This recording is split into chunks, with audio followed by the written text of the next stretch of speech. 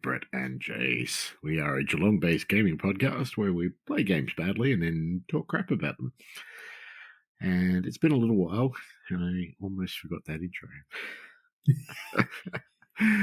Oh, well. What are we going to do tonight, Jace?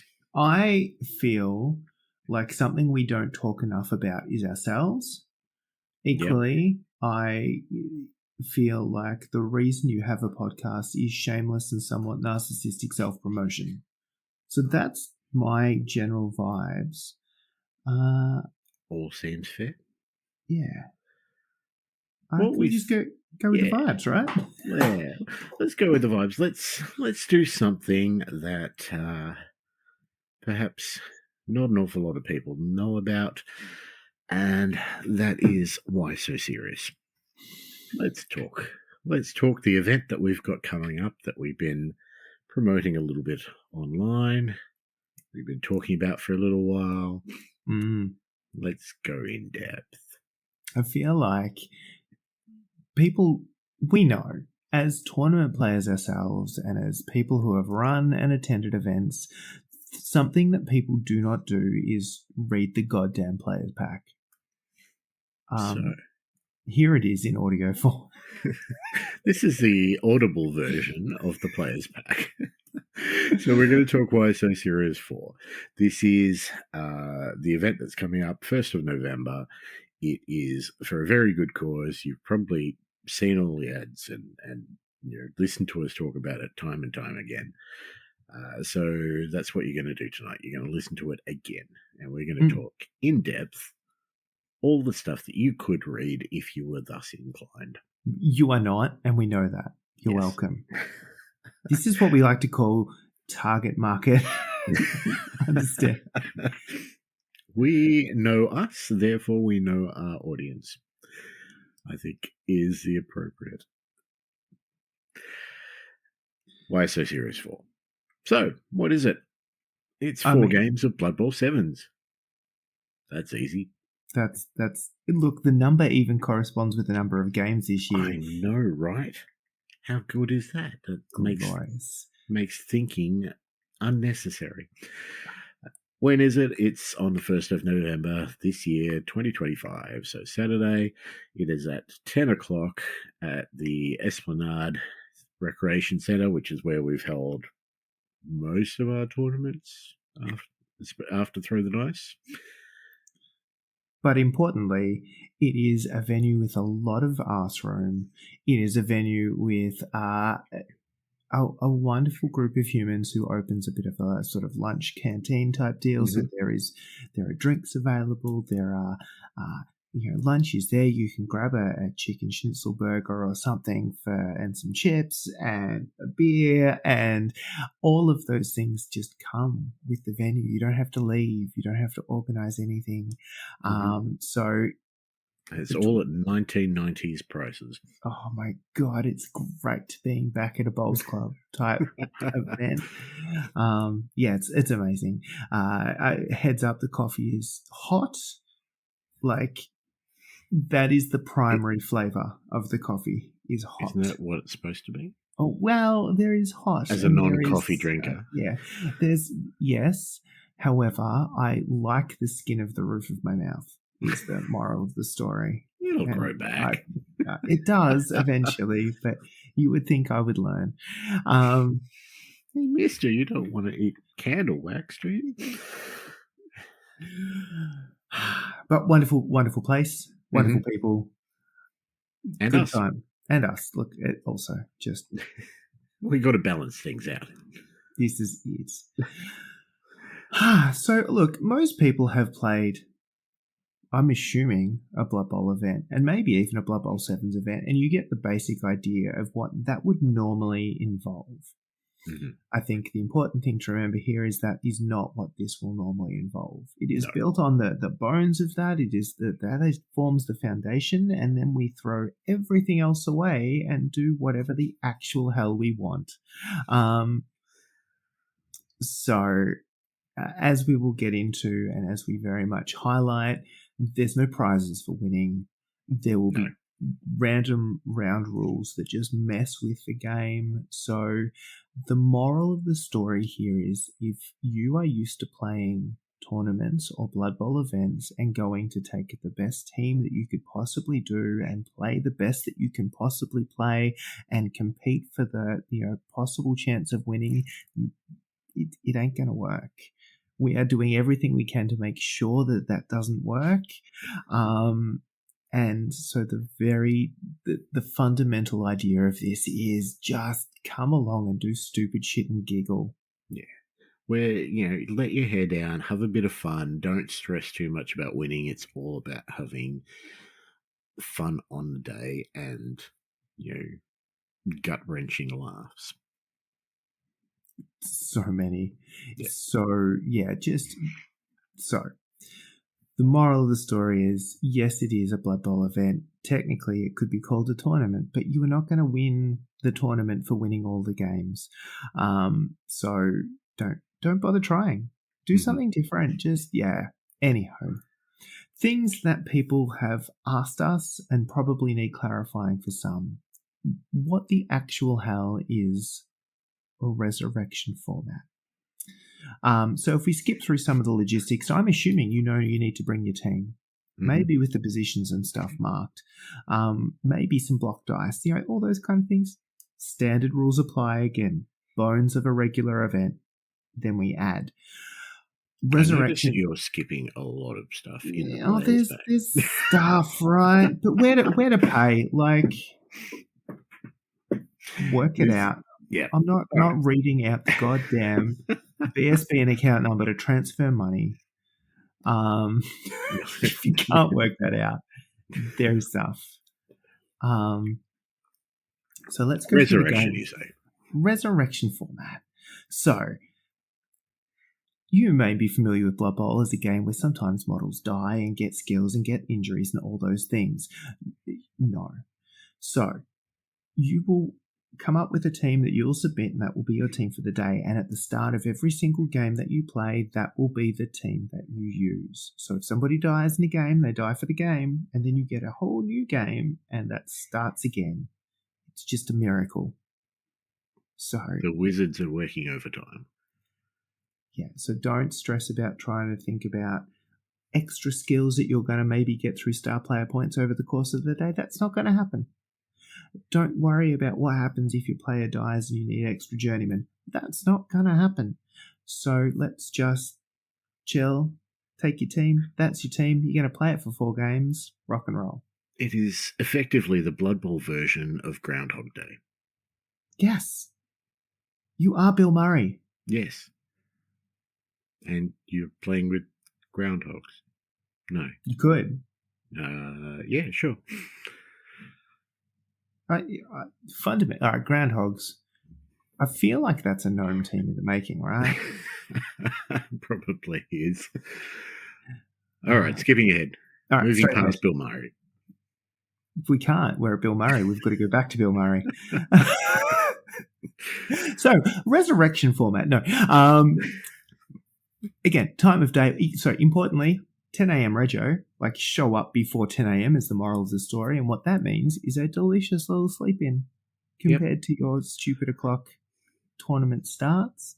And then 4:45 presentations means that you're probably home for dinner. I just put it there? You've had breakfast, you come up, you play some Blood Bowl, you go home and have dinner.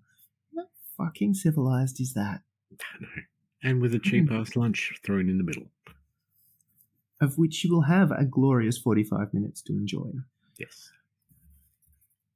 That's not hard. Probably the other call out there is, what does that make us? An hour 15 rounds, which for anyone who has played Blood Bowl 7s before is an ample amount of time. For a normal Blood Bowl 7s game. Correct. When we throw extra stuff in there. But it should be enough. You're fine. You are fine, I promise. It does mean you need to get your skates on and actually play. He says, looking at Tour playing some of the rounds that have gone for 2.5 hours. Stop it. No. But for regular humans playing regular Blood Bowl at regular speed, you will be dandy. Then we have some prizes. And as we've said before, no, not first, not second, not third, not the standard trash that you get at every goddamn tournament for being the best nerd that you can possibly be. We do better. So we're calling them side quests, but what have we got? So I think the biggest one that we have is the Awesomest Most Awesome Player of Awesomeness Award. So this is the person that gets the most points overall. Now, when we talk about points, we should also mention the Points Whore award for the person who gets the most points for extra stupid stuff. So points throughout the day are going to be for various tasks that we give you, for various things that you can do in each round. There are obviously points for everything else that you can think of as far as the awards, which we'll talk about after this. But there are also points that you can get before the day. And I've already started posting a few of these up there. If you bought your ticket in August, for example, or before August, you would get 3 extra points. If you buy your ticket in September, which is what it's going to be when this comes out, you get 1 extra point. Still, 1 extra point is better than 0 extra points. If you donate to Beyond Blue, who we're partnering with, you get an extra 5 points. There are other points which I will release as we get through the next couple of weeks towards the tournament. But the Awesomest Most Awesome Player of Awesomeness has the most points overall. So that is the points for everything that I release on Facebook and Discord and all that. The points per round, the points for other prizes. So coolest team and most awesome opponent, they both count for here. So it's not going to be the person that wins all their games. Let's just put that out. Make sure that it could be, but they would need to do all of the other things as well. I mean, that's true. And your points per round are not necessarily going to equal win for that round, hopefully. No. I mean, we are drawing the rounds based on who did good in games, and Yes. we will keep track of who scored touchdowns and things like that. That is definitely happening. But there will also be other things that do not contribute to winning a game that will get points, and all of those add up. That's right. And in talking about that Awesomest Most Awesome Player of Awesomeness, we've touched on all the other ones almost. So your most awesome opponent, that's, at the end of the day, you'll vote for the person that you had the most fun playing. The coolest team, at lunchtime, we'll get all the teams put aside and you can vote for which you think is the coolest team. Totally up to you. Coolest is a very broad term, let's say. So it could be the best painted. It could be the team with the funniest nicknames. Could be whatever you like. The team that most resembles the player that is playing them. Like, there are so many things that it could be.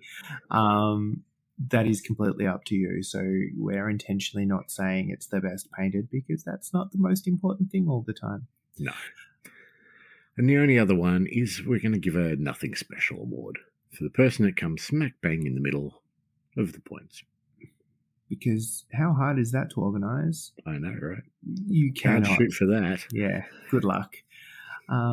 So there will be some awards for some stupid shit, but you would need to lean into the stupid shit of the day to really be accounted for them. And I think the awesomest most player of awesomeness, I think the other thing that we really want to pitch is the prize for the awesomest most awesome player of awesomeness.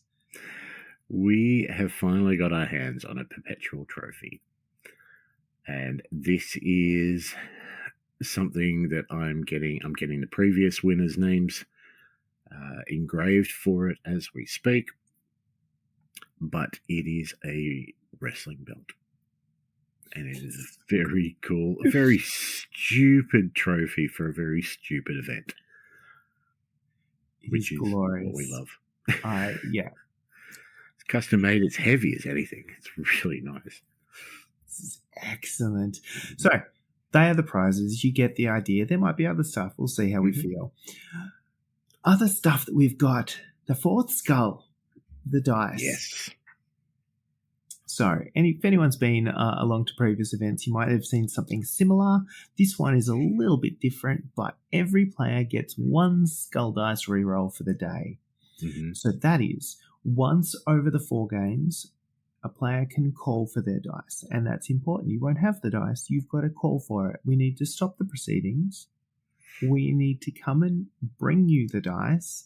We need to watch you select the dice and then fail the roll that you invariably then do, because we want to be involved in that, right?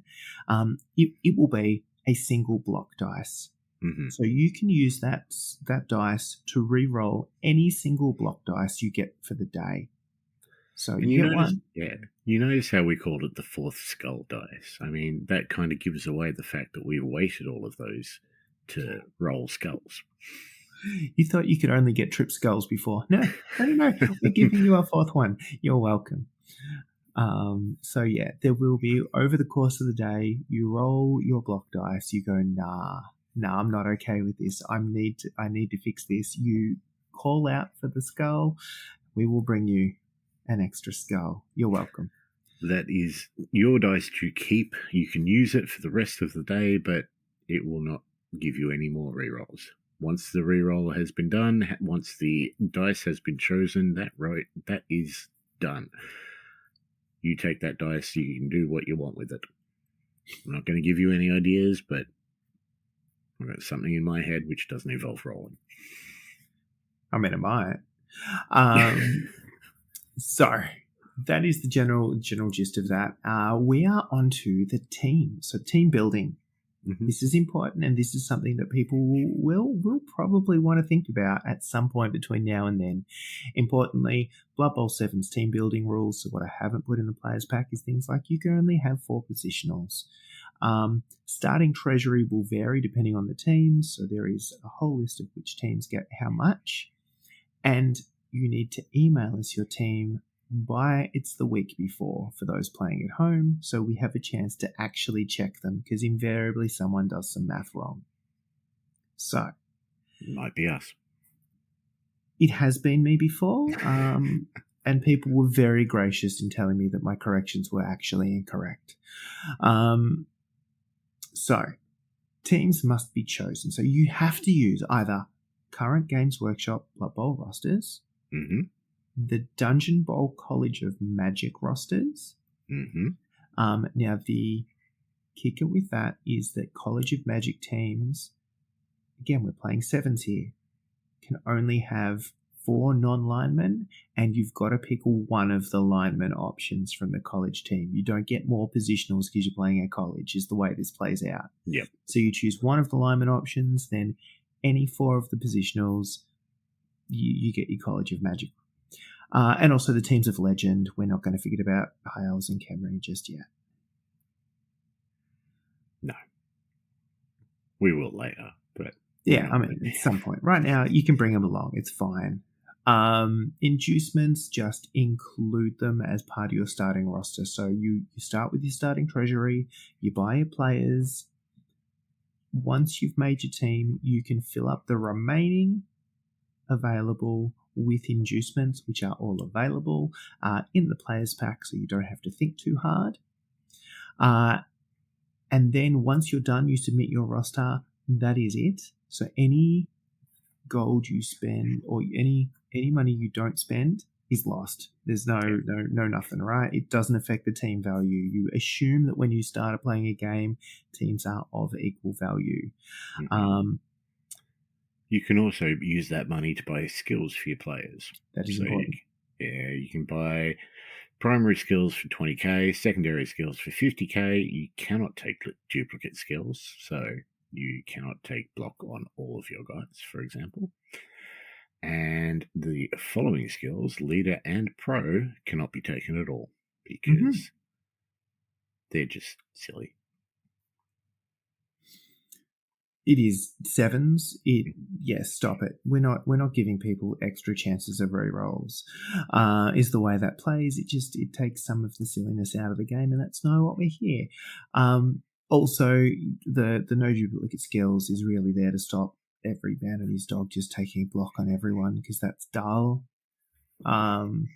Yeah, go nuts. Choose some skills you wouldn't normally. Choose Fumble Rooski. So I think that's probably important. No duplicates. Can't take leader or pro. Otherwise, just pay for them and off you go. Mm-hmm. And then inducements. These are relatively straightforward, stuff that you could normally get at the normal prices. The ones that I would probably draw your attention to would be things like the Giant. 0 to 1 Giants at 350k. If you can afford that, you can get yourself a Giant. Equally, the thing that we will invariably ask is a Giant a position. A Giant is not a player, he is an inducement. So you create your team. You still need 7 players in your team. And you can have up to 4 non-linemen, and then we do inducements. Yes. You need your team before you can take inducements. So if you've already got your team, you can, and you've got the cash. Mm-hmm. There's room for a Giant. There is. We've seen a few in previous tournaments. It's so fun. Stupid. Yeah, I highly recommend. Can do. And the other sneaky one that is in there and is a new addition is the Death Zone Mercenary player. Mm. You've got a hole you need to fill?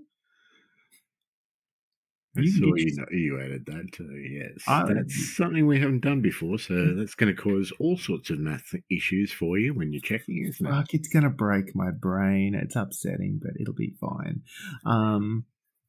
That's all good. Inducements there. Starting treasury. I'm not going to go through all of the teams that have each tier because that is silly. Work it out. But your tier 1, so the 3 tiers, tier 1, 660k. So if you took a regular 7s team, you can get some skills. Even on those wonderful bloody Skaven. Mm-hmm. Get a couple of skills. You could get a couple of inducements. You can do some stuff. You've got some choices. It is worth calling out that all College of Magic teams fall under this one because, frankly, I couldn't bother working out how much better they were than others. So you just put them in the top bracket and hope. Seems fair. Yeah. If you go for a tier 2 team, you get a little bit extra to spend. 690, we're getting up there, and that means some Chaos Renegades could be fun. I'm just saying. Not that we're biased or anything. No. But how much fun would that be? And equally, if you decide to go the lowest of the tiers, tier 3, 720 gets you a lot of goblins. Also calling out that tier 3 includes all stunty teams. So if you decide to take a team from any of the above options that include just a couple of strength 5 or less players, and then everybody else is strength 1 and 2, you qualify as a stunty team. Yeah. So you lizards, as an example, you could take a Crocs and 6 skinks or 7 skinks or however many skinks you want. That's a stunty team. Mm-hmm. It's not hard. Nah. You get strength 5 players, and then you get strength 1 and 2 players, and you put those together, and you get yourself some stunties. Yes. Again, you can get as creative as you want to be with that. There's more options now. Enjoy. You work that out, and then surprise me on the 25th of October with the genius you've come up with. Yes. Couple other things for the day. Painting. Mm-hmm. Your models don't need to be painted, But do but it. yeah, they always perform better if they are. And also, just do it. Like, why are we having this conversation? Paint the goddamn team. Look, let's be realistic about it. Even if you're taking a brand new team for Why So Serious 4, that is literally 7 players and a giant that you need to paint. See how easy this is? Yeah, nice and simple.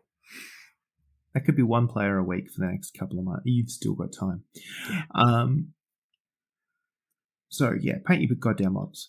Round 1 is going to be random or any grudge matches. So if you do want to say, hey, I desperately want to stomp the pants off one person and I'm going to make sure that happens, you can make sure that happens. And that's how round 1 will be done. And then we'll look at the results of the games and pair everyone else accordingly as we go along. So the people who generally win games are probably going to pay people who generally win games. Then one of them will lose it, and we'll work that shit out when we get there. Sounds good. Points-wise, scoring, win will get you 20 points, draw will get you 10, a loss will get you 0. You also get 1 point for every touchdown, up to a maximum of 3 per game. 1 point for every casualty, up to a maximum of 3 per game. And if you shut out your opponent, so your opponent doesn't score, you get an extra point. Plus, if you get your score sheet in on time, you get an extra point. That's important. Just get your goddamn score sheets on time. Paint your team, get your score sheets on time. The rest, I don't care. I'm usually pretty good with announcing times, so should give you plenty of notification of when time is going to be up. Big ass timer on the goddamn wall. Watch it. There's that too. So that's also important. We also said the word points there a lot, you may have gathered. So they are the things that you will do for how we're working out who wins games. We've already talked about coolest team, middle of, like during lunch. We're going to get everyone to vote for that. Your favorite is best friend, opponent. After the last game, which person did you play that you liked the most? Only other call out there is in the case of a tie, the lowest placed player will win that one, because it's hard to be a stellar human and lose games. Unless you are really a stellar human. Yes. And we just assume that if you're attending, you're a stellar human. So now it's a contest for the most stellarist. Yes. The most stellarist stellar person of stellarness. That. Yeah. All right. The only other thing worth really stressing for Why So Serious is we are again teamed up with Beyond Blue, which means that everything that we don't spend on things like hall hire and stuff like that is going straight as a donation to them. So the more people we get to this, the more money we'll be able to donate, which is what we're aiming for here. Last year we raised $1,600 for Beyond Blue, so we're hoping to beat that this year. Not only that, but there will be other things throughout the day. So auctions, raffles, anything we can think of to help raise money, we will be doing. So bring your spare change, bring your desire to get your hands on some interesting stuff, which may or may not be one of a kind sort of thing. Not that I'm giving anything away there. But we have, we are taking donations from people. We already have Chris from the wonderful Tats Tabletop is doing the dice for the event. And his dice are always just incredible. So pretty. We have some stuff from Guff Geelong as well. They've kindly donated some stuff. So we already are on our way, but there'll be lots of stuff on the day that isn't necessarily Blood Bowl related. It might be. It might not be. But either way, come. Again, this really calls out to the fact that, yes, we're running a silly-ass event, but that doesn't mean it can't be for something that is pretty damn serious and something that affects far too many people. So something that's pretty close to us, something that we're really keen to support. So it kind of also puts a little bit of a rocket up us to do as good a job as we possibly can. Yes. Which is, sometimes the motivation you need. So that's Why So Serious 4 in a nutshell. If you've been to a Why So Serious before, you know the sort of stuff and crazy antics that we're going to throw at you at random points and random round rules and all sorts of craziness. You know roughly what to expect. If you haven't been to a Why So Serious, let's do a little recap. So this is obviously the fourth one we've done. So we're going way back to 2022. Oh, this wasn't going to be one of those 1986 type things, was it? No. Gave up on that. We had our first Why So Serious. It was also known as Thoughtless Bowl 3 before we started changing up the numbers, because we realized that, we'd be up to Thoughtless Bowl 11 by now, and that just gets too much to put on a dice. Too many. Yeah. But the first Why So Serious, we had obviously 4 rounds. We had the first round was called Nurgle's Balls. And basically the ball was a Nurgling. So if it was on the ground, he would run around a little bit. If he was in your hands, he would try and get out of your hands at the end of the turn and run around a bit more. Second round we did was Melbourne weather. So we had a totally different weather table, and every kickoff was a different weather event. So you would roll to see what the weather was now, because 4 seasons in one day, as they say. Yes. Round 3 was You're a Wizard, Harry. And it involved, depending on what table you were on, you had a random wizard. And both teams got to use that wizard. We took wizards from all over the place, from rule books, different Spike magazines, all sorts of things. So it was very much a random wizard that may or may not have been good. And the last one was entitled Fanatics of the Game. And for this, we gave everybody in their players pack a Goblin Fanatic model, which you had one of these, didn't matter which one you used, in the middle of the pitch, who would just randomly run around and potentially knock people over throughout the course of the fourth game. We also had the Golden Dice, I believe, which was just a reroll D6. Yes. Yeah. 2023, we had the ice rink. Arguably the most remembered. Yes. So this was, you were not playing on a Blood Bowl pitch, you were playing on an ice rink. So somebody got confused. And it just meant that every player, when they finished their turn, if they moved, they would automatically scatter in a different direction. That may, if they hit somebody, or if they hit somebody, they'd stop, but they could scatter off the pitch. We were having, people trying to crowd surf as many people as they could possibly get out. It was random. It was chaotic. It was laughed and talked about for a while. It is the one that keeps coming up because it was the one where you fundamentally think that where you're putting a model in Blood Bowl is where they're going to stay, and that's the bit that we stop. So every time you finished moving a model, it then scattered one square in a random direction, which just removed any positioning control that you would normally have. It was silly. Yes. It was fun. Yes. It was hilarious to watch. We had Fumble Rooski. Now, Fumble Rooski has got to be the most treasured Blood Bowl skill. I think it rivals block, doesn't it? I think it's block, fumble, rooski, dodge is generally Yeah, I think that's the way. So rather than have everybody pay for it, we just gave it to everybody that round. literally every player. But it also meant that you needed to start throwing the ball. Correct. So the general rule was here that so fumble rooski lets you basically drop the ball as you're moving along, and everyone can do that now. That's not a turnover. You just keep moving along.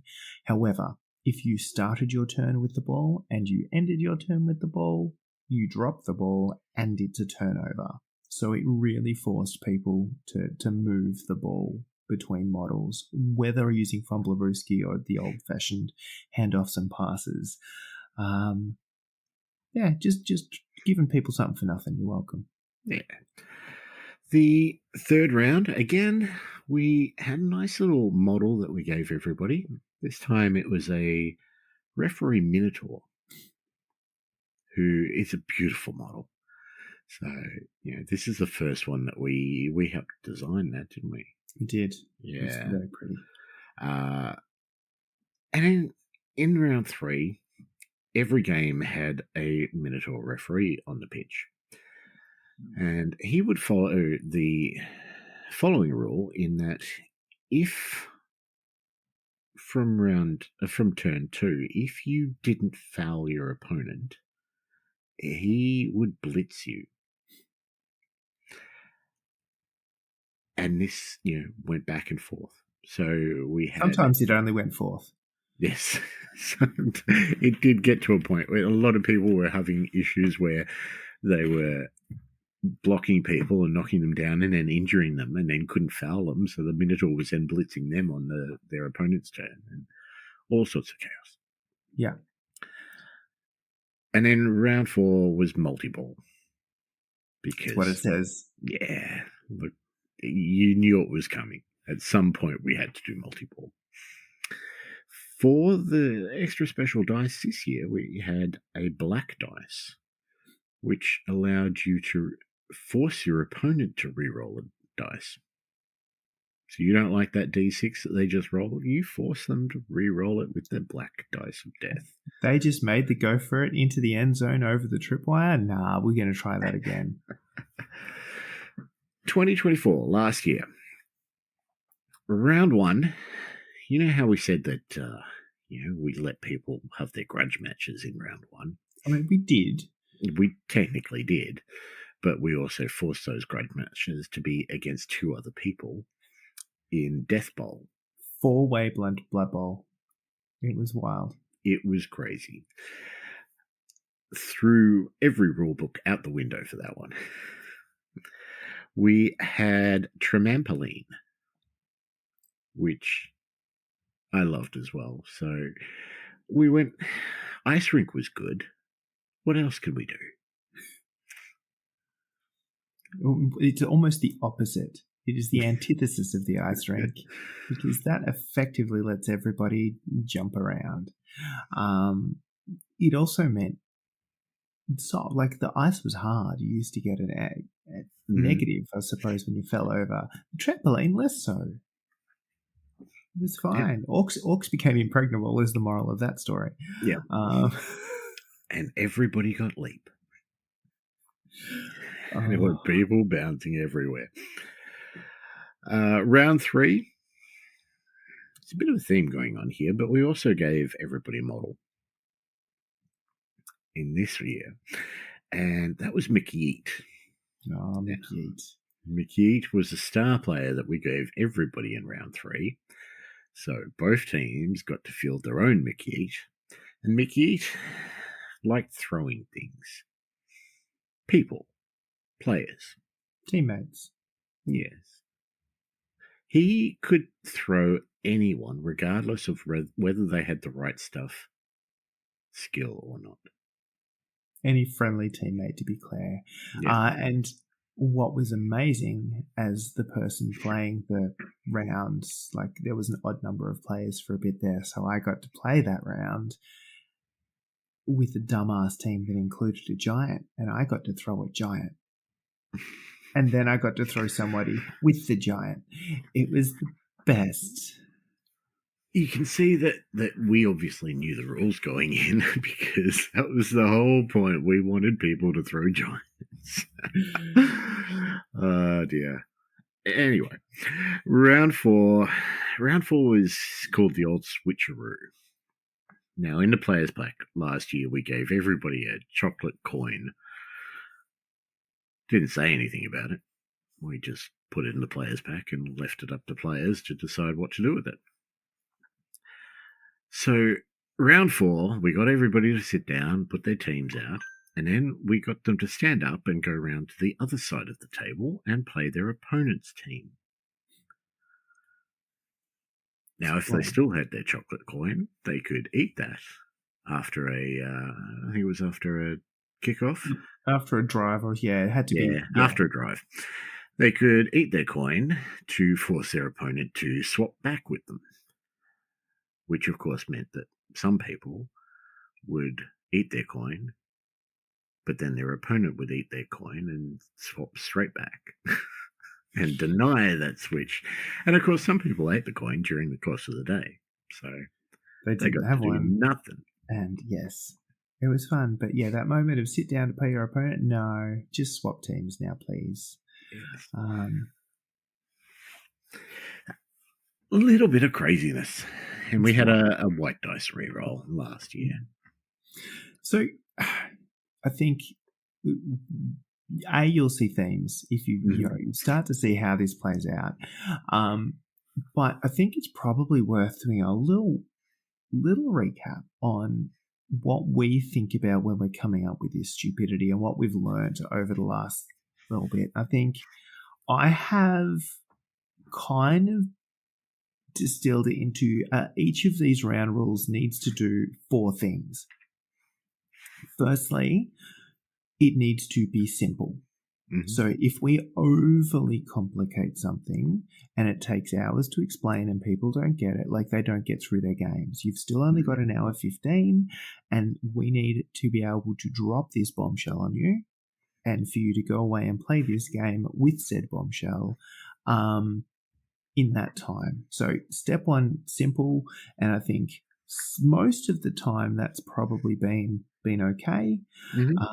What is super fun is when we announce the round rule at the start of the round and people ask questions that we haven't thought of and we have to answer them on the fly.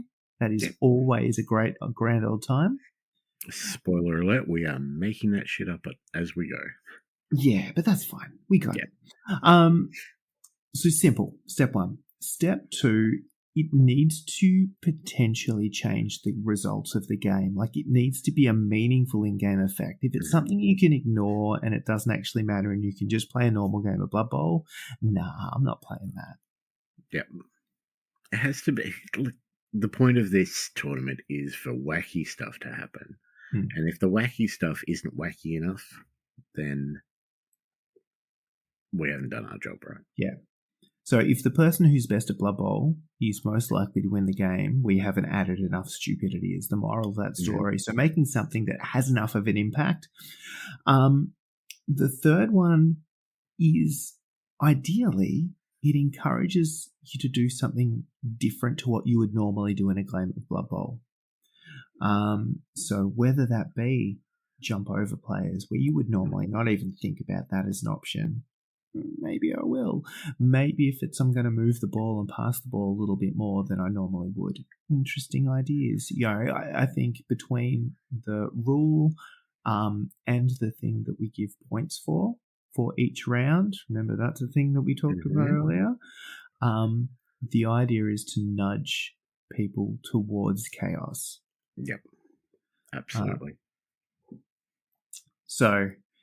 And then the last one, which kind of relates to the idea of simplicity, but is something I think that we've picked up, is the effect needs to be a regular or ongoing effect in the game. Mm-hmm. So if it's relating to something that only happens once or twice in a game, everyone is forgetting it. Yes. That is the moral of the story. And we get it. That's totally, you're on the clock. You're thinking about a lot of stuff. So ideally things that have an effect all of the time, they become part of the game. They're easier to remember. and it keeps the theme of the game happening throughout the whole thing. So that's kind of the idea. Again, you kind of don't want to sway it too much towards one style of team than the other. Mm-hmm. You kind of want to make sure that everyone's having a fun old time. That's part of it. But they're kind of the four things that I normally am trying to think of. And then the other things that kind of are the secondary one is once we come up with a bunch of dumb ideas, it's still a big day. People's brains are fried. So actually the order that you do things, and you can maybe have a more complicated one, game one or two, but then you want to start making it a little. The brain is smoothing out. Like let's play nice. So the sequencing becomes a bit of a deal, and also, what else does somebody need? Are they going to have it as part of their usual? I show up with tournament and I have this. So you're probably going to have your team. You're probably going to have a ball. So if both people have a ball, multi-ball is easy. That kind of stuff works. But if it's, you need a model to represent a Minotaur ref, a little bit harder. Do we have to do some homework and make sure that there is something there? So the other thing that we need to work out is just the logistics of anything. I think you can tell from reading those out, like year one, we were just mucking around. Fucking wing it. And we lent so much more heavily on existing rules in game books and stuff. The Nurgling ball, that was straight out of a rule book. The weather was a collection of stuff that was out of different weather tables. We didn't go too far against the norm, but I don't think that was as exciting. No, the feedback we got was fun idea. Go harder. Do better. Yeah. Take the safe word out. That's kind of where we're heading. And now it's this real balance of going, how far can we? When is too far? I don't think we've hit too far yet. I hope we're getting close with this one, but I don't think we're getting too far. Every time I think it's going to be too far, I realize that sadistic tendencies of the community go deeper than I would have thought. We have some stuff planned for this year. I think some of these this year people are going to be very partial to. I'm really hoping it'll be fun. Like I would have a blast with this. So there's more coming up. But as I said, I thought it was probably because the other thing that happens, which I absolutely love, and I would fully encourage people to continue to do this, is sending me random messages on Discord or Facebook going, I was thinking about Why So Serious. Firstly, brilliant. Continue that. I'm on board. And I had this idea for a round rule. What do you think about? And just the ideas, and we've absolutely stolen some of those and kind of either flat out plagiarized or at least drawn inspiration from them. The chocolate coin last year, that was a Yelv idea, wasn't it? Yeah. Yep.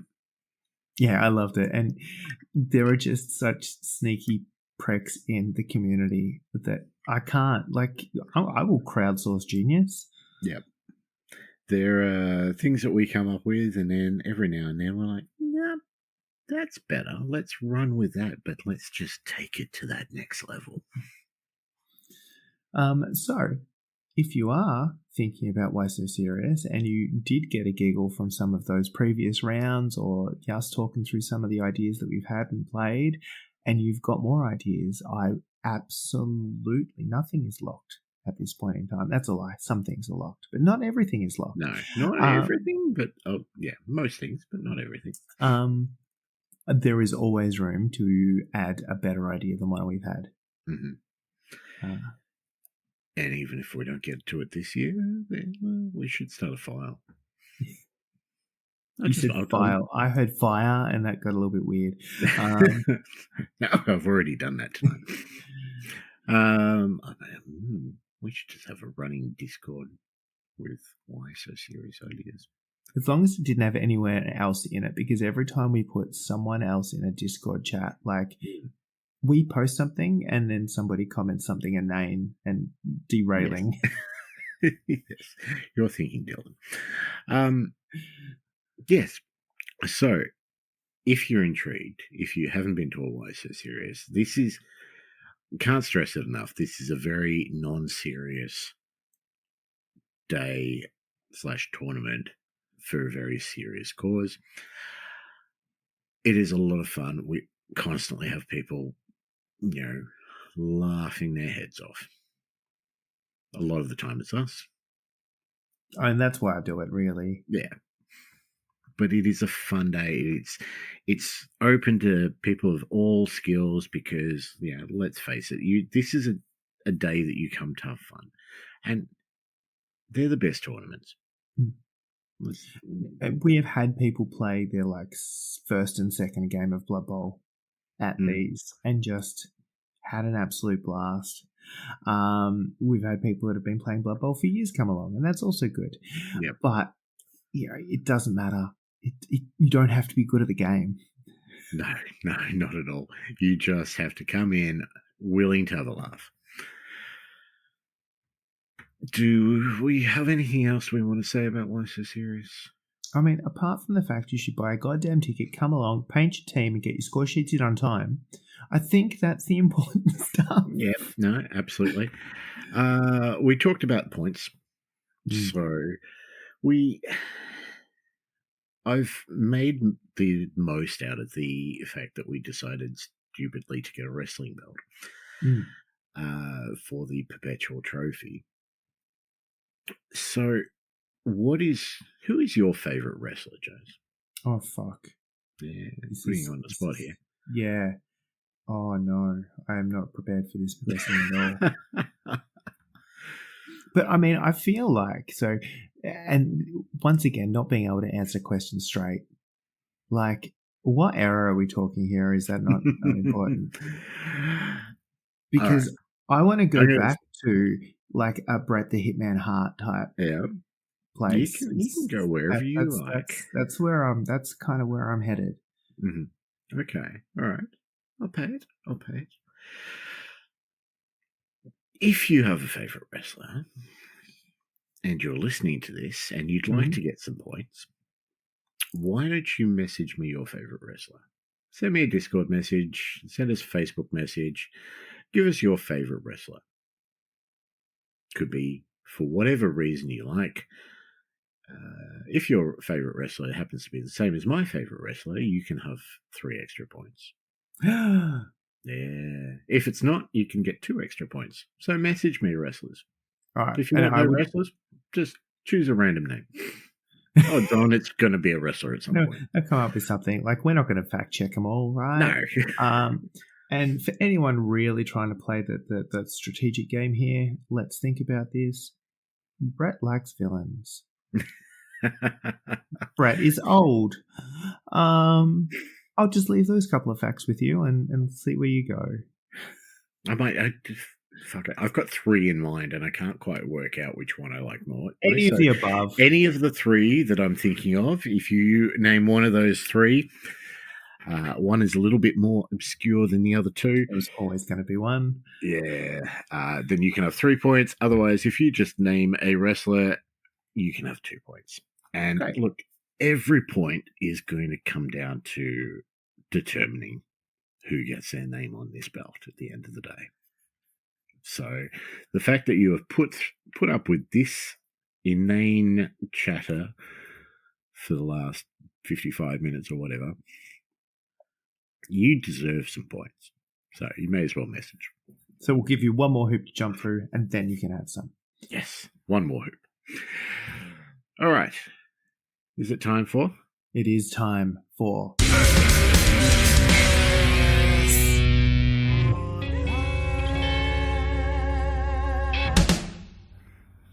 We still need more of these.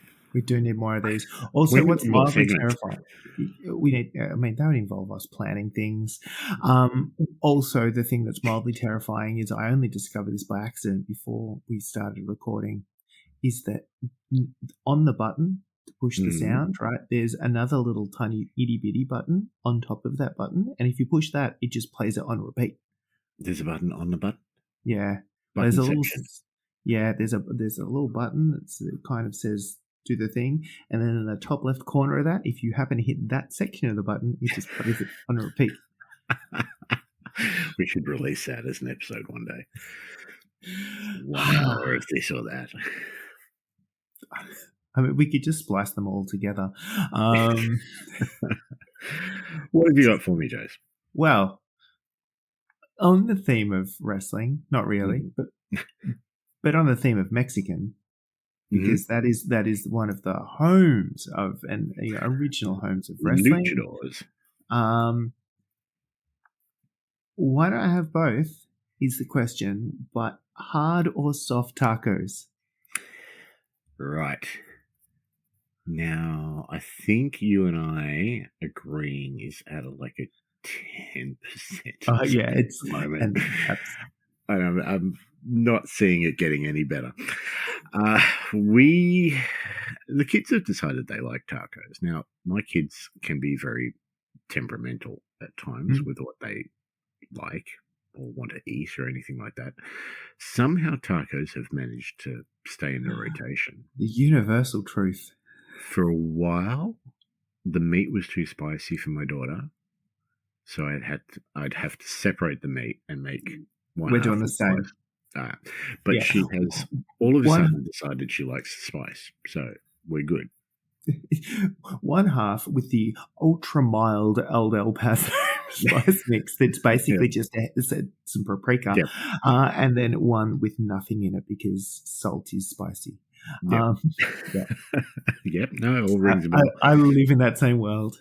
So I have don't have to do that anymore. So now it's just the meat with the spice, and it's beans for the wife because she's vegetarian. So,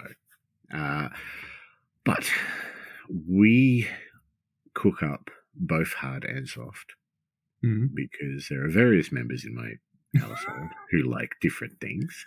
Yeah, I am a soft taco person. We are at now 12%, I think. Ooh, we're up. Yeah, we I wasn't expecting that. Yeah, no, that is infinitely the best, the right choice. Yes, it is. The soft ones you can control them better. You don't get as much in them, but yeah. I mean, that's quite a talk. Do you know how big you can get tortillas these days? That's true. I'm not sure when a taco becomes a burrito. No. I've stopped buying the pack and just getting the. Actually, I will say we it's a very similar scenario. Different people like different things, and it all takes off, whatever. The hard and soft kits are genius, and equally the stand and stuff hard shells are brilliant. Like the whole able to actually put stuff in the hard shell if you're going to do it. And the double decker taco is a wonderful thing. We are always cooking up. We usually buy the hard and soft pack because I'll eat the soft ones. My daughter will eat the soft ones. My son will start off on the soft, and then he'll go to hard, and then he'll go back to soft, and then he may go back to hard. And my wife is just hard. So, but then she'll load up like 5 of those bastards on her plate at once. Whereas, I'll go back and take my time with it. Yeah, I do one at a time as this goes. But yeah, so I'll do the soft by choice. My wife will generally do the double decker, and she'll do the hard inside the soft. Which, if you're gonna do it, that is the way to eat a hard taco. My daughter eats the hard ones. Son eats the soft ones. So we need both kinds. But I'm also the person that will eat the leftover tortillas that people didn't finish because I will just eat tortillas. Those things are the best. And the other thing I will say is if you are feeling extra you just want to spoil yourself, you can just grill that sucker or, pan fry that on a bed of cheese. And you just get a cheese-encrusted soft taco that is better than anything else you have ever had. Blowing my mind. Yeah, you're welcome. So, yeah, that is the question. The correct answer is soft. We'll allow the others as, people, I suppose. But 12%. Yeah, so love it. All right. We'll call it there. Thanks very much for listening. Give us a follow. Facebook, Spotify, Podbean, Twitch, Instagram. We've never mentioned Instagram there. We've mentioned fictional social media platforms, but not ones that we're actually on. No. That is professionalism. Wow, I should add that. As always, thank you very much to our Patreons, our lifetime Patreons, Alison Clinton, and our thoughtless Patrons, Ant, Archie, Craig, Gertzy, Jared, Kingsley, and Yuri. Thank you very much, guys. Crazy people, but you're helping us create amazing events such as this one. If we do say so ourselves. Yes. Buy a ticket. Come to Why So Series 4. Paint your team. Get your score sheet on time. Yep. Rated. Gotcha.